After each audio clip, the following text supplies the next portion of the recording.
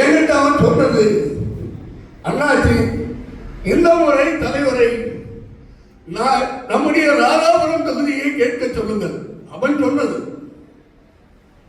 நான் ஒண்ணுமே பதில் சொல்லவில்லை. பதில் சொல்ற இடத்திலும் நான் இல்லை. அதனால் நான் அவனுக்கு எந்த பதிலும் சொல்ல. கேட்க சொல்லுங்கள். வெற்றி பெறுவது நான் உயிர் போற வரையிலும் போராடி அண்ணாச்சிக்கு வெற்றியை பெற்று தருவேன். என் உயிர் போற வரைக்கும் நான் அண்ணாச்சிக்காக களத்தில் நின்று அந்த வெற்றியை நான் அடைந்து தருவேன். நான் வெற்றி பெற வைப்பேன். அண்ணாச்சி தயவு செய்து ராதாபுரம் தொகுதியை கேட்க சொல்லுங்க அப்படின்னு சொல்லிட்டு அப்புறம் சொன்னா, அண்ணாச்சி நம்ம இன்பதுரை பாராளுமன்றத்துக்கு போயிட்டாரு.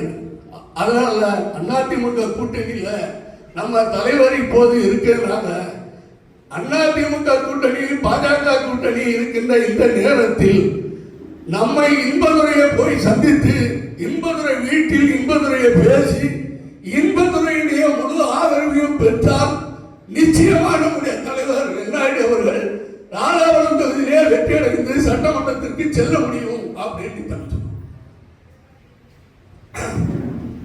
நல்ல கருத்தா இருக்குது. சமயம் வரும்போது பேசி பார்க்கலாம். இதுக்கு இன்னும் நேரம் இருக்குன்னு சொன்னேன். நீங்க அதை அண்ணாச்சி கிட்ட மீண்டும் மீண்டும் சொல்லணும். நீங்க சொல்லிக்கிட்டே இருங்க அப்படின்னா நீ சொல்லாமடான்னு எனக்கு அவன் அண்ணாச்சிக்கிட்ட பேசவே பயமா இருக்கு. அண்ணாச்சி கிட்ட நான் பேசிக்கிட மாட்டேன். அண்ணாச்சி அவர் புள்ள மாதிரி சும்மா கிடப்பா அப்படின்ட்டுவாரு. நீங்க தான் அதை எடுத்து சொல்லணும். அதனால உங்ககிட்ட சொல்றேன் அப்படின்னு. தம்பியுடைய ஆசை ராதாபுரம் தொகுதி இப்பொழுது நமக்கு சாதகமாக இருக்கிறது. இன்பத்துறையுடைய ஆதரவை பெற்று நாம் ராதாபுரத்திலே வெற்றி அடைய முடியும்.